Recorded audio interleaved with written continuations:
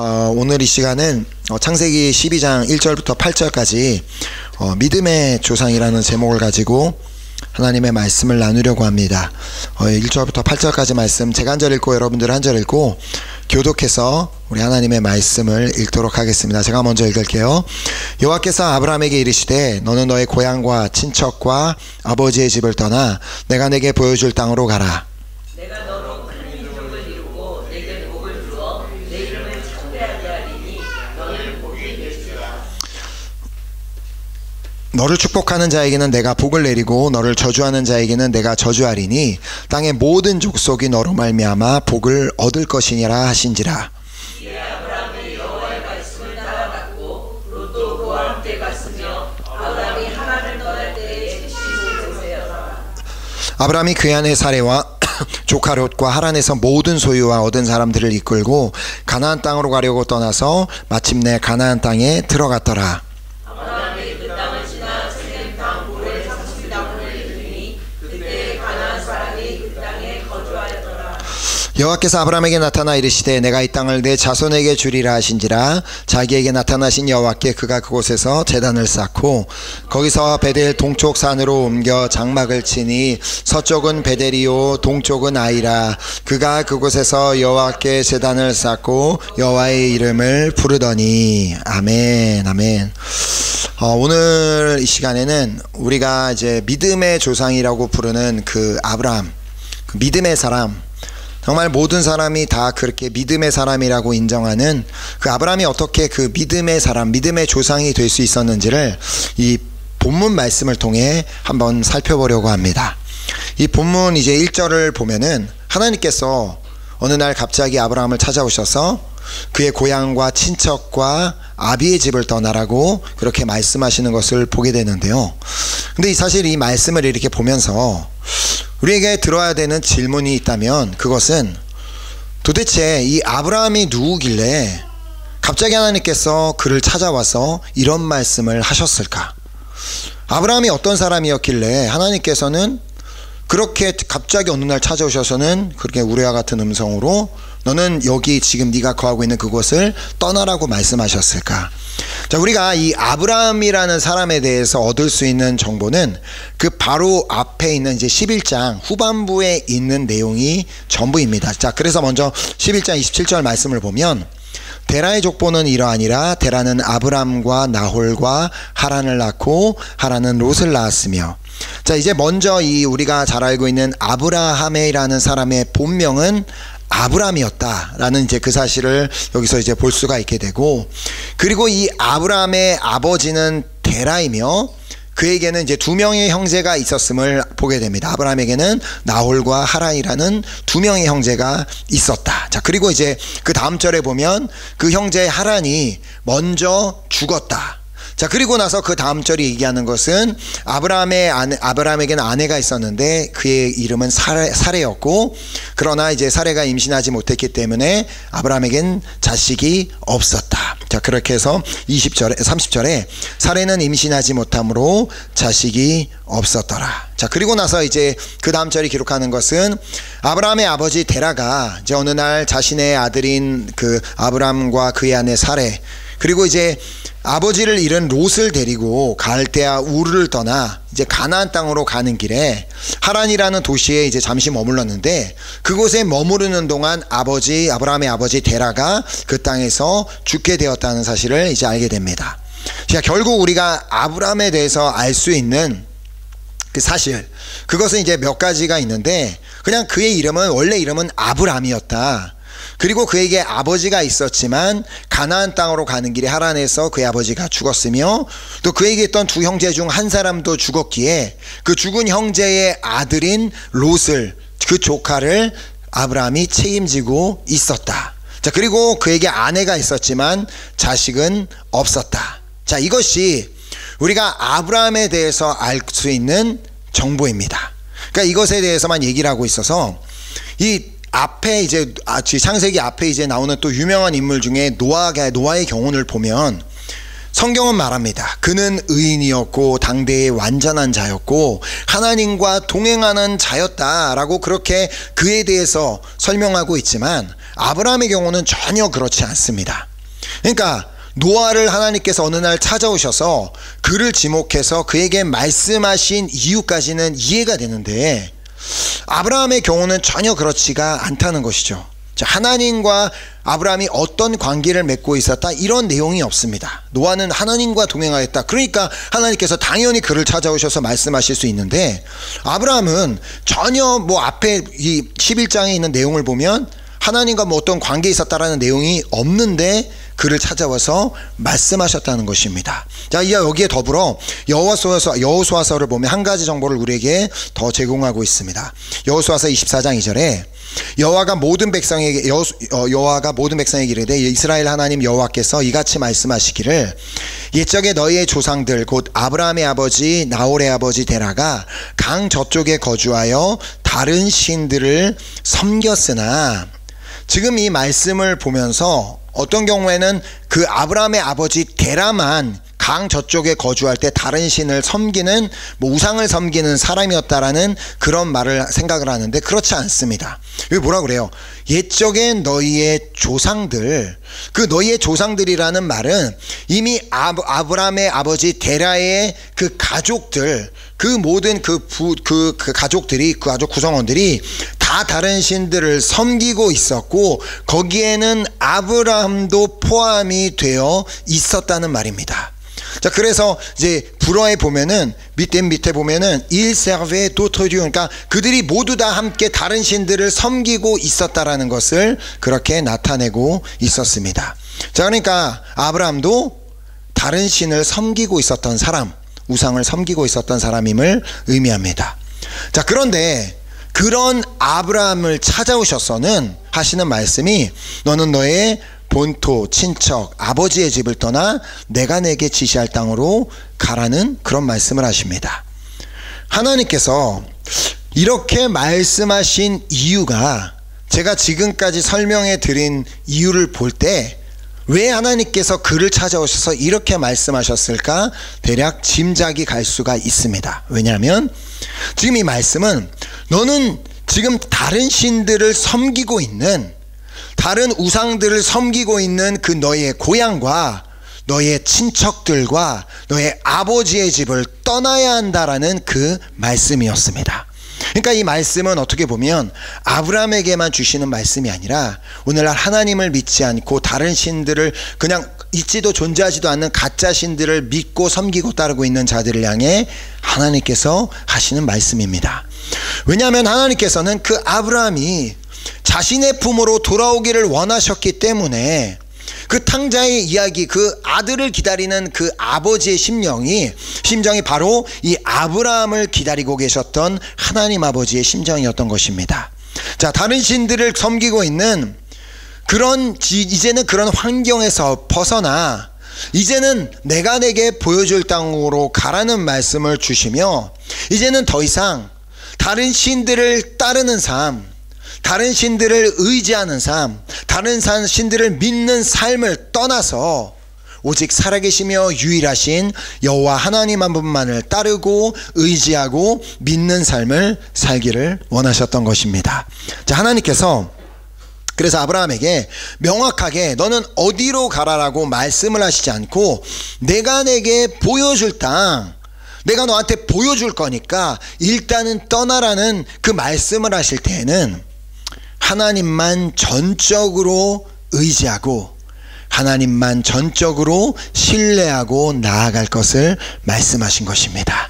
자, 뿐만 아니라 오늘 이제 본문 5절을 보면 이 아브라함은 이 하란 땅에서 사는 동안 많은 부를 축적했음을 이제 보게 되는데요. 5절 말씀을 보면 아브라함이 그의 아내 사레와 조카 롯과 하란에서 모든 소유와 얻은 사람들을 이끌고 가나안 땅으로 가려고 떠나서 마침내 가나안 땅에 들어갔더라. 그러니까 여기서 이제 모은 모든 소유라고 이제 제가 단어가 이제 하나 빠뜨렸는데, 아브라함이 하란 땅에서 모은 모든 소유, 그리고 얻은 사람들이라고 말을 할 때는 과연 그 얻은 모든 소유가 그냥 조금 몇 개의 소유를 얻게 되고, 얻은 사람들이라고 할 때 그냥 한두 명의 사람들을 그렇게 얻었을 때 이렇게 말을 하지는 않을 것입니다. 그만큼 지금 아브라함이 하란 땅에 사는 동안 많은 소유를 얻게 되었고, 많은 그런 노예들, 그런 종들을 얻게 되었다는 것을 의미합니다. 그러니까 하나님께서 지금 아브라함에게 너는 너의 고향과 너의 친척과 너의 아버지의 집을 떠나 내가 내게 보여줄 땅으로 가라고 말씀하셨을 때에는, 아브라함아, 지금까지는 너가 이 하란 땅에 사는 동안 너가 의지하고 살아왔던 그 부요한 삶을 벗어나 더 이상은 그것을 의지하지 말고 이제는 나를 의지하는 삶, 여호와 하나님을 의지하는 삶을 살아야 된다라고 말씀하셨던 것입니다. 자, 그러면서 이제 하나님만 의지해야 할 이유가 무엇인지를 2절에 아브라함에게 말씀해 주십니다. 그 이유를 설명하십니다. 내가 너로 큰 민족을 이루고 내게 복을 주어 내 이름을 창대하게 하리니 너는 복이 될지라. 그리고 이제 불어로 번역을 보면 너는 복의 근원이 될지라. 자, 아브라함아, 이제는 내가 나를 믿고 나를 따르고 나를 의지하는 삶을 살아야 되는데, 그 이유가 뭔지를 내가 너한테 설명해 줄게. 그것은 내가 너로 큰 민족을 이루게 할 것이며 내가 너로 복을 주어 내 이름을 창대하게 할 것이며 너는 복의 근원이 될 것이기 때문이야. 자, 그러나 지금 내가 여기 너의 본토 친척 아버지의 집에 머물러 있는 한 너는 결코 복의 근원이 될 수 없을 거야. 그러니까 내가 너로 복의 근원이 되게 할 것인데, 그 복의 근원이 된다라는 말의 의미가 무엇인지 한번 들어보렴 하면서 이어서 말씀하십니다. 너를 축복하는 자에게는 내가 복을 내리고 너를 저주하는 자에게는 내가 저주하리니 땅의 모든 족속이 너로 말미암아 복을 얻을 것이라 하신지라. 자, 결국 아브라함이 밟는 모든 땅을 다 복을 받게 하실 것이라는 말씀이었습니다. 아브라함이 어디를 가든지 어디에 있든지 그를 축복하는 자는 하나님께서 축복하여 주시고 그를 저주하는 자에게는 저주를 받게 될 것이라는 그 말씀을 주셨습니다. 자, 이만큼 이 놀라운 약속의 말씀을 아브라함을 찾아오셔서 아브라함에게 주셨던 것인데요. 자, 그런데 중요한 것은 아까도 말씀을 드렸지만 아브라함은 하나님을 믿는 사람이 아니었다는 것입니다. 하나님을 열심히 예배하고 하나님만 섬기고 하나님만 바라보고 하나님만 의지하고 살았던 사람에게 찾아오셔서 말씀하신 게 아니라 다른 신들 우상을 섬기고 있던 그 하나님, 그 아브라함에게 이 말씀을 하셨다는 것입니다. 자, 그러므로 하나님께서 이런 놀라운 축복을 약속하신다 할지라도 아브라함은 그 말을 믿지 않고 거부할 수도 있었습니다. 아브라함은 아니 당신이 누구신데 갑자기 날 찾아와서는, 내가 이렇게 멀쩡하게 이 동네에서 이렇게 부자처럼 잘 살고 있는데 왜 갑자기 나보고 이 본토 친척 아비 집을 떠나라고 하는 겁니까? 그러면서 내가 알 수 없는 곳에 가서 뭐 망하라는 겁니까? 라고 그렇게 하나님 앞에 반문하고 따질 수도 있었습니다. 자, 그런데 아브라함이 어떻게 반응을 했어요? 우리가 잘 아는 바처럼 4절에 이에 아브라함이 여호와의 말씀을 따라갔고 롯도 그와 함께 갔으며 아브라함이 하란을 떠날 때에 75세였더라. 자, 뭐라고 얘기해요? 이에 아브라함이 여호와의 말씀을 따라갔다라고 말합니다.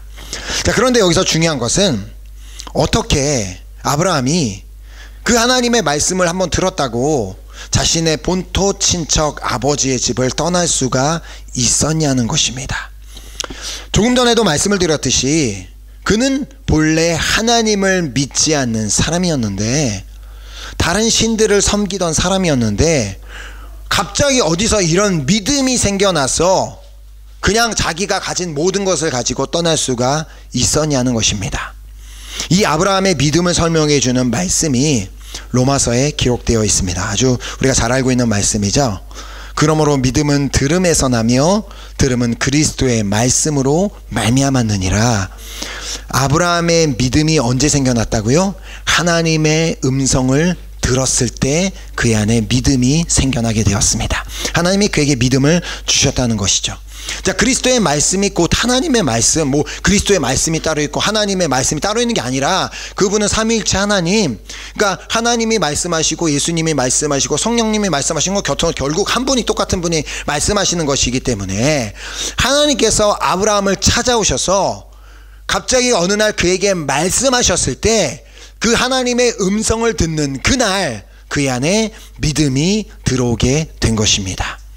여기서 중요한 것은 아브라함은 그냥 들어온 그 믿음을 방치한 것이 아니라 그 믿음을 사용했다는 것입니다. 하나님께서 아무리 믿음을 주셔도 그 믿음을 사용하지 않을 수 있습니다. 자, 그 경우가 아담인데 하나님께서 아담에게 뭐라고 말씀하세요?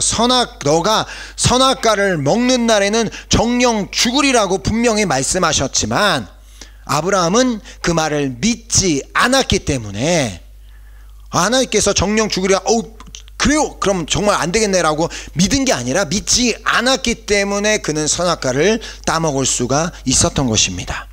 반면 베드로의 경우는 예수님의 가르침을 듣고 나서 예수님께서 갑자기 깊은 데로 가서 그물을 던지라고 말씀하셨을 때 그 예수님을 말씀을 들을 때 그 안에 들어왔던 그 믿음을 사용하였기에 그는 깊은 곳으로 가서 그물을 던질 수가 있었던 것입니다. 이것이 바로 행함이 있는 믿음입니다. 자, 야고보서 2장 14절이 말씀합니다. 내 형제들아, 만일 사람이 믿음이 있노라 하고 행함이 없으면 무슨 유익이 있으리요? 그 믿음이 능히 자기를 구원하겠느냐. 자, 믿음이 있다면 그 믿음에는 반드시 행함이 따라야 한다라고 말씀하고 있습니다. 자, 그 뜻은 반드시 우리에게 믿음이 있다면 그 믿음을 사용해야 된다라는 말씀입니다. 자, 믿음을 사용해야지만 나의 믿음이 행함이 있는 믿음이 될 수가 있는데 이때 나의 믿음은 두 가지 행함으로 나타나게 되어 있습니다. 자, 바로 하나님의 말씀에 대한 순종과 또 하나님에 대한 신뢰로 나타나게 되어 있습니다. 자, 아브라함의 경우가 그러했다라고 본문 4절이 말씀합니다. 이 아브라함이 여호와의 말씀을 따라갔고 롯도 그와 함께 갔으며 아브라함이 하란을 떠날 때에 75세였더라. 지금 여기서 아브라함이 여호와의 말씀을 따라갔다는 말의 의미가 뭐예요? 먼저 하나님의 말씀에 순종했음을 의미합니다. 그 말씀을 어떻게 순종할 수 있었어요? 하나님께서 자신에게 주신 믿음을 사용해서 그 하나님의 말씀에 순종했다는 것입니다. 75세의 나이, 이미 나이가 많은 그에게 자신이 그 나이에 하나님께서 갑자기 찾아오셔서 어디로 갈지도 모르는 곳에 떠나라고 말씀하셨지만 그가 믿음을 사용해서 순종해 자신의 본토 친척 아비의 집을 떠날 수가 있었던 것입니다. 본인 스스로는 불가능했던 일이 하나님께서 주신 그 믿음을 사용했을 때 순종으로 나타나게 되었던 것입니다. 자, 그리고 아브라함이 여호와의 말씀을 따라갔다는 말은 하나님을 신뢰했음을 이제 말하고 있는 것인데 하나님께서 지금 그에게 어마어마한 그 놀라운 약속의 말씀을 주셨지만 그 약속의 말씀은 너무 현실과 거리가 멀어서 믿어지지 않을 수 있었습니다. 하나님 뭐라고 말씀하셨어요? 내가 너로 큰 민족을 이루고 내가 너에게 복을 주어 너의 이름을 창대하게 하리니 너는 복이 될지라. 당시에 뭐 아브라함이 유명한 사람도 아니고 그냥 우상이나 섬기고 있던 그냥 아버지 따라서 살고 있던 그런 사람인데 갑자기 자식도 없는 자기를 찾아와서는 내가 너로 큰 민족을 이루게 할 거고 너의 이름을 광대하게 할 거고 그리고 너는 복의 근원이 될 거라고 이런 말씀을 들었을 때 뭔 소리야? 뭐 내가 어떻게 그렇게 될 수 있다라고 하며 믿어지기가 정말 어려운 말씀이었지만 그가 자신의 믿음을 사용하여 하나님을 신뢰하였기 때문에 그는 결국 하나님의 말씀대로 떠날 수가 있었던 것입니다. 자, 그러나 이렇게 아브라함이 한 번 믿음을 사용하여서 하나님께 순종하고 또 하나님 앞에 하나님을 신뢰했다고 해서 그가 믿음의 조상이 될 수가 있었던 것은 아닙니다.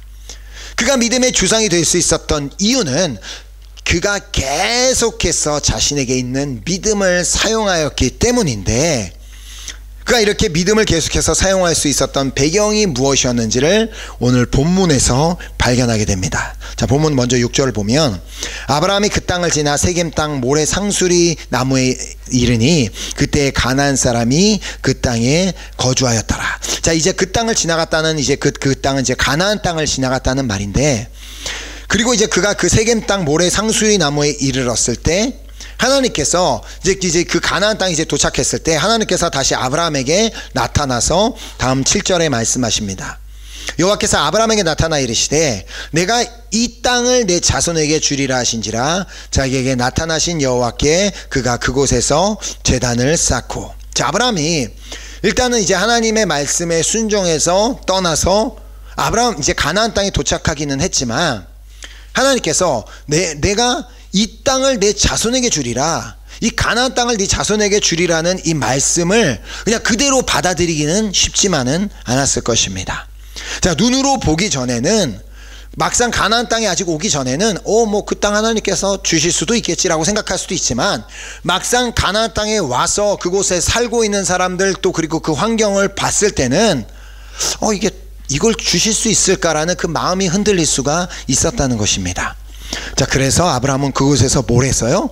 그곳에서 제단을 쌓았습니다. 다른 말로 아브라함은 그곳에서 하나님을 예배했다는 말입니다. 왜냐하면 우리는 예배를 통해 우리의 믿음을 사용할 용기를 얻게 되기 때문입니다. 예배 자리에서 멀어지면 자연스럽게 믿음을 사용하지 않게 되고 믿음에서 또 멀어지게 되지만, 우리가 예배를 드리면 드릴수록 우리는 계속해서 믿음을 사용할 용기를 얻게 됩니다. 막상 예배 자리에 없을 때 바깥에서 막 현실에 부딪히며 살아갈 때는 이거 문제를 바라보며 이게 될까 막 걱정도 되고 막 근심도 되고 막 우울하고 그런데, 어떤 또 예배 자리에 나와서 막 예배를 드리다 보면 그래 하나님이 하실 거야, 막 할 수 있어야 라는 막 그런 막 새로운 믿음이 돋아지는 것처럼 예배를 통해서 우리는 계속해서 그 믿음을 사용할 용기를 얻게 된다는 것입니다. 자, 아브라함은 또 그곳에 있다가 다시 다른 곳으로 옮겨가게 되는데 그곳에서도 그는 예배했다라고 말씀하고 있습니다. 자, 8절에 거기서 베델 동쪽산으로 옮겨 장막을 치니 서쪽은 베델이요 동쪽은 아이라. 그가 그곳에서 여호와께 제단을 쌓고 여호와의 이름을 부르더니. 자, 아브라함은 자신이 가는 어디서나 하나님을 예배했다. 자, 그 아브라함은 어디를 가든지 하나님을 예배했음을 보게 되면서 또한 그는 어디에서든 하나님께 기도했음을 보게 됩니다. 자, 그의 말이 뭐예요? 그가 그곳에서 여호와께 제단을 쌓고 여호와의 이름을 불렀다. 그건 그냥 하나님 이렇게 부른 게 아니라 그곳에서 기도했다는 말이죠. 결국 하나님의 이름을 부르며 기도했다는 것입니다. 사실 이제 이런 아브라함의 모습을 보면 상당히 놀랍습니다. 그냥 말씀을 읽고 지나갈 때 아브라함이 예배했나 보다라고 그냥 지나갈 수 있지만, 그러나 가만히 조금만 생각을 해보면 지금 이런 아브라함의 모습이 얼마나 놀라운지를 알 수가 있습니다. 자, 여호와 하나님을 전혀 믿지 않고 다른 신들을 섬기던 그런 사람이 어떻게 하루 아침에 갑자기 이런 예배자로 바뀔 수 있었냐는 것입니다. 어떻게 그가 이런 예배자가 될 수 있냐는 것은 이거는 그냥 예배했나 보다라고 지나갈 수 있는 문제가 아니라는 것입니다. 엄청난 놀라운 사건이 아브라함의 삶에 일어난 것입니다. 자, 이게 무슨 뜻이냐면, 이 믿음이 있다면 이 믿음을 또 이렇게 두 가지 행함으로 나타나게 되어 있다라는 말입니다. 아까 말씀을 드린 것처럼 믿음은 순종과 신뢰로 나타나게 되어 있으며, 또 믿음은 예배와 기도로 나타나게 되어 있다라는 말입니다. 자, 그러므로 자신은 나는 믿음이 있습니다라고 그렇게 얘기를 말한다고 할지라도 전혀 삶에서 하나님을 신뢰하지도 않고 전혀 하나님의 말씀에 순종하고 있지 않는다면 그 믿음은 무슨 믿음이라고 야고보서가 말해요? 죽은 믿음이다. 그리고 난 믿음이 있습니다. 나 하나님 믿습니다라고 얘기하면서 예배하는 삶을 살지도 않고 기도하지도 않는 삶을 산다면 그 사람의 믿음은 무슨 믿음이라고요? 죽은 믿음이다라고 말씀하고 있는 것입니다. 그런데 아브라함의 믿음은 어떤 믿음이었어요? 살아있는 믿음. 왜냐하면 그가 계속해서 자신의 한번 받은 그 믿음을 계속해서 사용했기 때문에. 저는 오늘 우리의 믿음이 결코 죽은 믿음이 되지 않기를 소망합니다. 아멘. 그런 믿음이 있다고 해서 자동적으로 막 순종이 되고, 믿음이 있다고 해서 막 자동적으로 하나님을 신뢰하게 되는 것은 아닙니다. 우리 다 잘 알고 있습니다. 그리고 또 믿음이 있다고 해서 막 자동적으로 막 예배하게 되고, 막 믿음이 있다고 해서 막 토요일 아침에 몸이 막 그냥 벌떡 일어나져서 막 예배 자리에 막 달려와지게 되는 것도 아니고, 믿음이 있다고 해서 막 그냥 기도할 생각조차 못했는데 갑자기 난 어느 순간부터 벌써 막 기도하고 이렇게 되지 않는다는 것입니다. 그러니까 아브라함은 그 믿음을 받았을 때 그 믿음을 사용하기로 선택하였고, 그래서 그는 믿음을 사용하여 순종하였고, 믿음을 사용하여 그 하나님을 신뢰하였고, 믿음을 사용하여 하나님을 예배하였고, 믿음을 사용하여 하나님께 기도하였던 것입니다. 자, 그럴 때 그의 믿음은 계속해서 성장할 수가 있었던 것이죠. 자, 오늘 우리도 하나님께서 우리에게 주신 그 믿음을 사용하기로 결단했으면 좋겠습니다.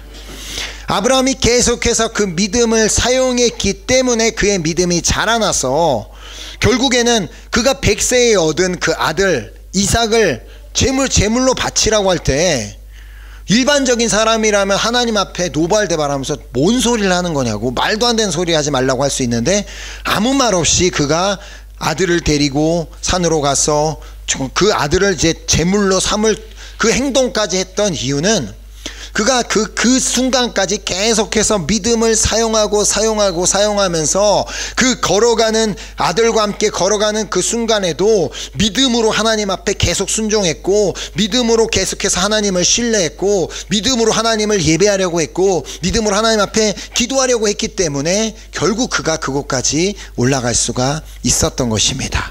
자, 그러면 오늘 우리도 이 아브라함의 경우를 보면서 우리도 믿음을 사용하여 순종해 보기로 그렇게 결단하고, 믿음을 사용하여 나도 하나님을 신뢰하겠다라고 그렇게 결단하고, 또 나도 믿음을 사용하여 내가 어디에 있든지 예배하기로 결단하고, 또 내가 믿음을 사용하여 기도하기로 결단했으면 좋겠습니다. 자, 하나님은, 왜냐하면 결국 우리의 믿음을 통해 일하시기 때문에, 하나님은 우리의 믿음을 통해 일하시는데, 우리의 믿음이 죽은 믿음이라면 어떻게 그 믿음을 통해 일하실 수가 있겠냐는 것입니다.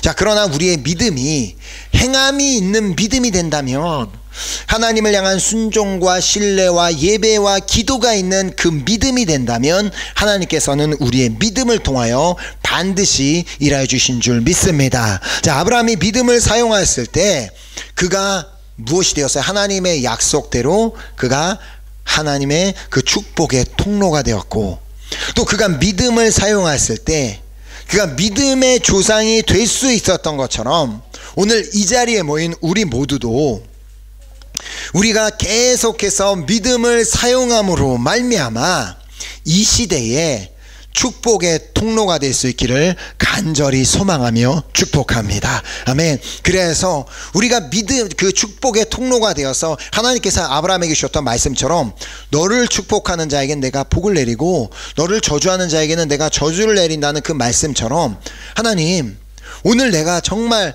계속해서 믿음을 사용하길 원하오니 하나님, 내가 축복의 통로가 되어서 주변에서 나를 축복하는 모든 자들이 복을 받는 은혜가 있게 하여 주시옵소서. 하나님, 내가 그렇게 축복의 통로가 되어서 내 주변에 있는 사람들이 나를 통해, 정말 나를 통해 하나님을 보는 은혜, 하나님을 발견하는 은혜가 있게 하여 주시옵소서. 정말 그 소망을 가지고 우리가 나아갔으면 좋겠고요. 또한 오늘 이 자리에 모인 우리 모두가 계속해서 그 믿음을 사용함으로 말미암아 우리의 믿음이 계속해서 또 성장하고 성장해, 그 아브라함의 믿음처럼 성장하고, 또 아브라함의 믿음보다 더 크게 우리의 믿음이 성장해서 우리도 그렇게 아브라함처럼 그 사람을 회상할 때, 그 사람은 정말 믿음의 조상이야, 그 사람은 정말 믿음의 사람이야 라고 그렇게 정말 그 역사 속에 남을 수 있는 우리 모두가 될 수 있기를 간절히 소망하며 축복합니다.